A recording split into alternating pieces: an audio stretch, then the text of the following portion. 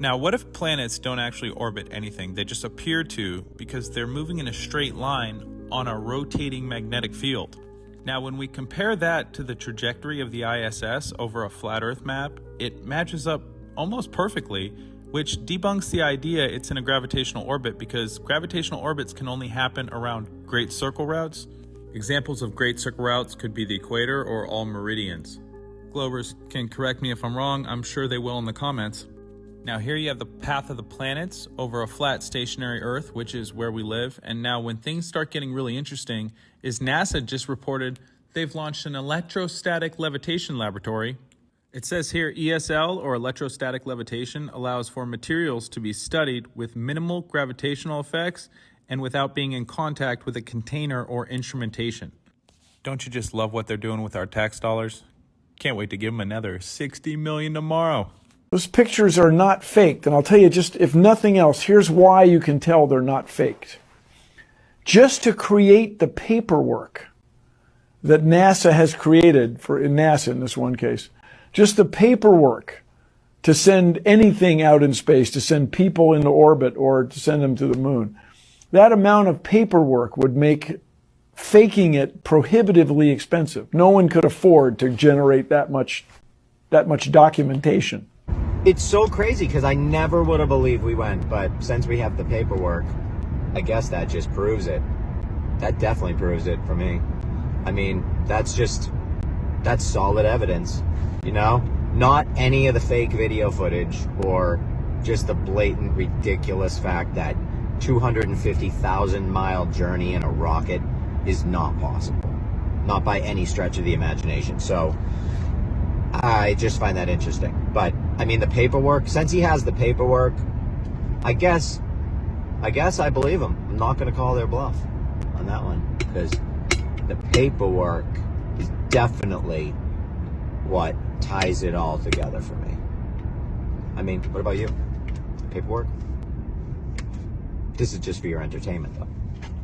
What up, fam? Let's help Matt understand the magnetic field on a flat Earth. Okay, so we don't live on a single torus, we live between a double torus. On a magnetic field, you have something called a Bloch domain wall, which is effectively a static plane. It doesn't move. It's right in the middle of this double torus. That's where we live. For example, and again, here we got a magnet underneath the ferrule cell. The top view would be looking down, and then right here we got a side view. So for example, here you can see there's two spinning vortices. Pretty cool. There you go. Okay, so hopefully you and the audience understand that part. Now, let's look at the path of the ISS over a flat Earth and a globe. Which one makes more sense and matches that magnetic field? The flat Earth. And look where it doesn't go in the middle, because that's the North Pole, which makes perfect sense on a flat and geocentric Earth. And no, that's not a globe flattened out. You guys can't even concede what a flat Earth map would objectively be. Now, the path of the moon over a flat Earth. Look again, it fits perfectly within that magnetic field that we experienced, the top half over the Earth. Also, the planets. Again, fitting perfectly within those magnetic field lines. And they don't go in the middle, aka the North Pole. And there's just a view of all of them together, pretty beautiful. And last but not least, people had used a supercomputer to map the position of the sun, and it actually falls within a torus field over the Earth. What a coincidence. So yeah, I hope that helped. We don't live on a globe, we live on a static plane between a double torus. Peace. You guys are not going to believe what I captured with my telescope. So I wanted to show people just how bright the so-called planets truly are. Because all the images and photos we see online are extremely underexposed, and they're either stacked or layered or just plain CGI. So I decided to take a series of long exposure photographs of Jupiter. And this is one of those photographs. This is just a 30-second exposure of Jupiter. But this video isn't just about how bright Jupiter is. What I want you to notice is this odd-looking lens flare up above it. Now I know what you're thinking. it's just a lens flare. But is it? I know it's just a lens flare, but there is more to it. So when I was processing my photos, I was like, you know what? I took 27 really nice exposures, 30-second exposures. I wonder what it would look like with some stacking. So I stacked 27 30-second exposures together, and you are not gonna believe what it revealed. This is gonna blow your mind. Now, telescopes like mine use mirrors and lenses, and it shows you an inverted image. So once you get done processing your photos, you have to flip them around. Basically, you see a mirrored image. It's backwards. So look what happened after I stacked 27 of these photographs together and then flipped it. God is showing off. Check this out. What are the odds that I would stack 27 long exposure photographs of Jupiter together and the lens flares would be layered just perfectly where it would spell God? Look, G-O-D in capital letters. Now, if this doesn't make you a believer, I don't know what will. There are no coincidences.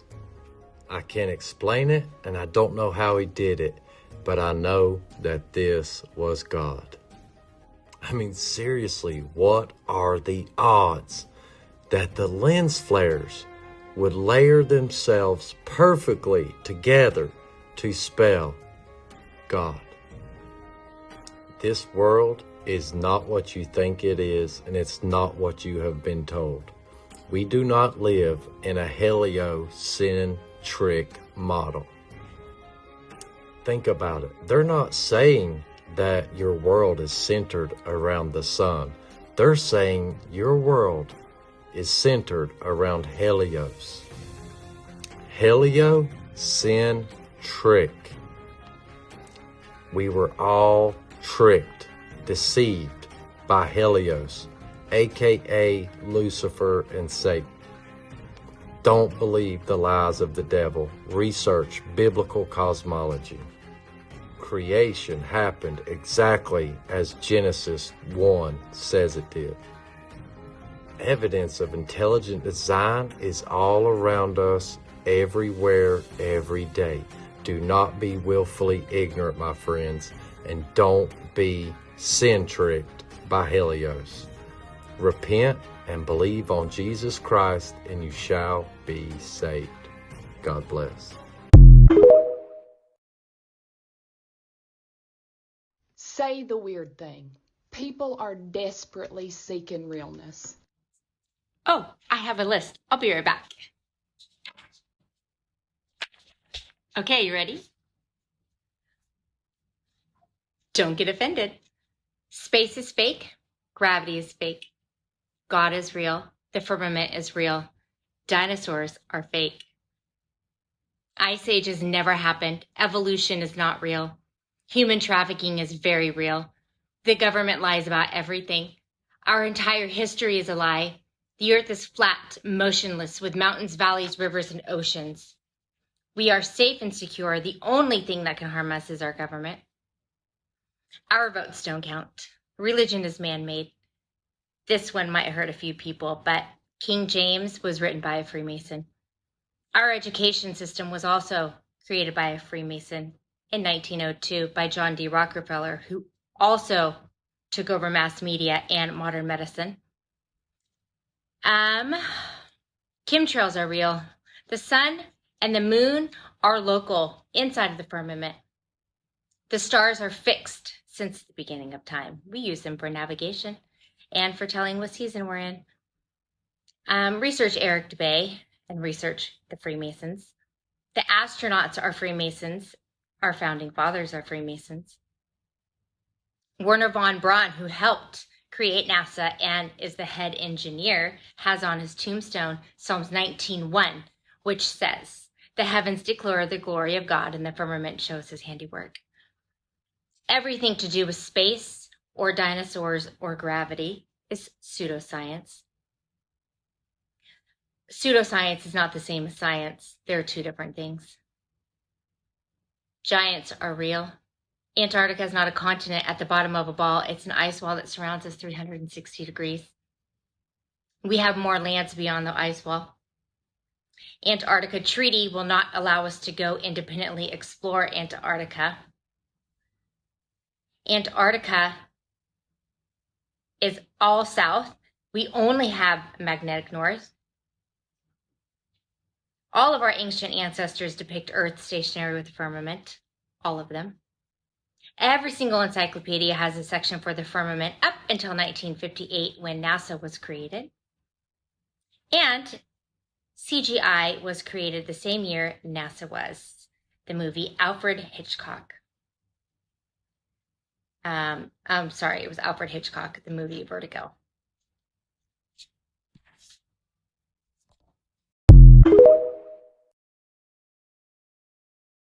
Has anybody shot a gun before? Because I want to talk about the speed of a bullet versus the speed of a rocket. A bullet travels 2,700 feet per second, which is approximately 0.5 miles per second, which is about a half a mile per second, which means that every 2 seconds, a bullet is going 1 mile. Now, in order for a rocket to reach orbital velocity, it has to travel at a minimal of 17,500 miles per hour. Now, let's break that down. That's 291 miles per minute, or 4 miles per second. Let's think about how incredibly fast that is for a second. 4 miles per second. Now, a human being's horizon is as far as their eyes can see, where the ceiling meets the floor. So if you're looking at the beach and you're 5 feet tall, science tells us that we can see approximately 2.8 miles out. So if we're looking at this photo of the beach and we're looking at the horizon, we can assume that's about 2.8 or 3 miles in the distance. Now double that and think about traveling that speed in 1 second. It's not possible. A human being would turn into mush. Now, how do I know this? Well, for one thing, when you are a pilot and they train you to fly in airplanes that go, 1,500, 2,000, 3,000 miles an hour, you have to do these incredibly insane breathing exercises so that you don't pass out. 1, 2, breathe. Drop the shoulders. Breathe. 1, 2, breathe. Squeeze your legs, squeeze your butt. Hey, squeeze, keep squeezing, keep squeezing, keep squeezing.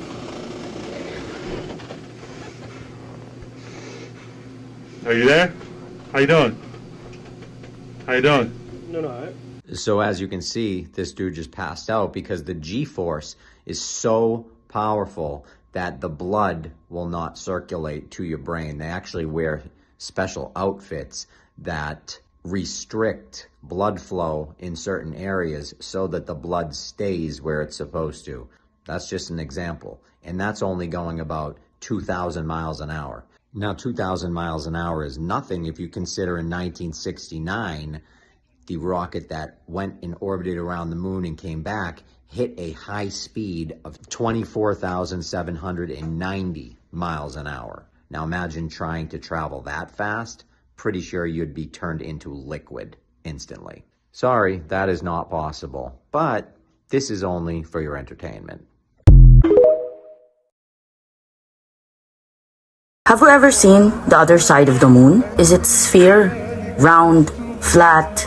When something is round and far away from you, you cannot say what shape it is. So looking at it, it could be a flat plate, it can be oblate, it could be concave, or it could be a sphere. Have you seen a moon rotating like a ball in the sky? We've always seen one side of it, which is impossible that it is a spherical.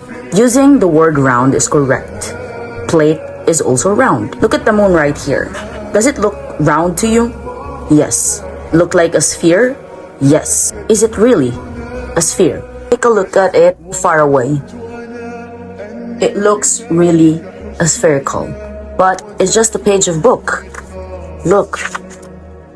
So if you cut it out, that's flat plate. I will show you a demonstration how a moon do its phases.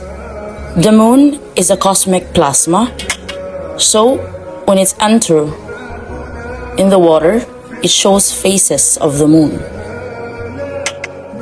Alright?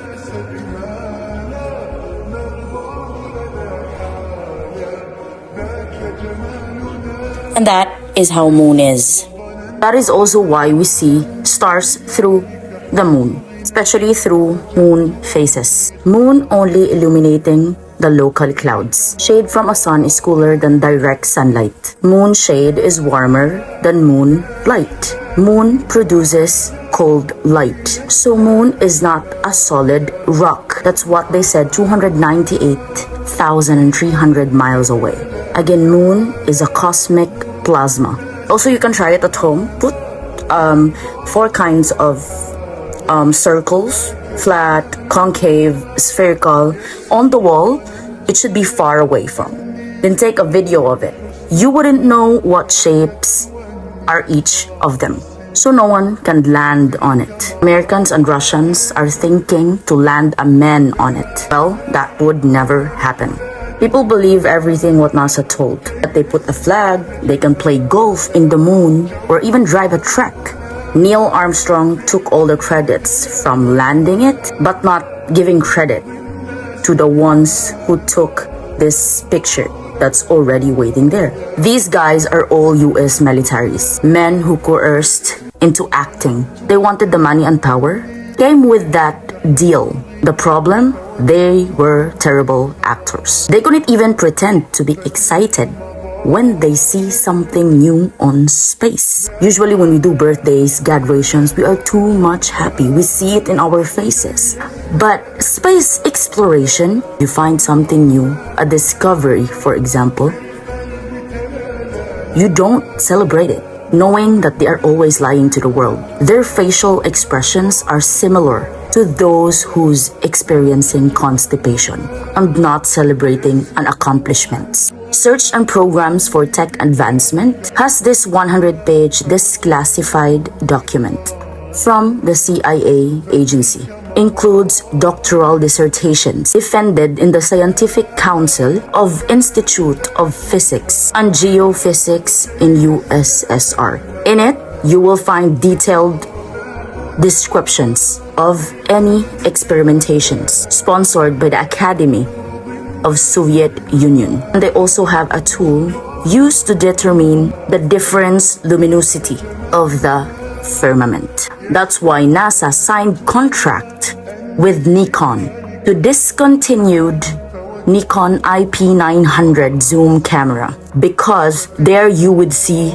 luminaires, different types of colors. That's what NASA called planets, is only a wandering stars. But NASA showed you this perfectly curved, circled shape with colorful identities. They also mentioned on that document of a near sun halo in their opening lines. You know what's kicker? This dissertation contains a certain formula of the brightness of the sky, taking into consideration only the brightness of the first order, and derived on the assumption of a flat Earth. And also the founder of NASA Exploration, on his graveyard, there is a psalm, a verse, that over our head is a firmament. Shukran.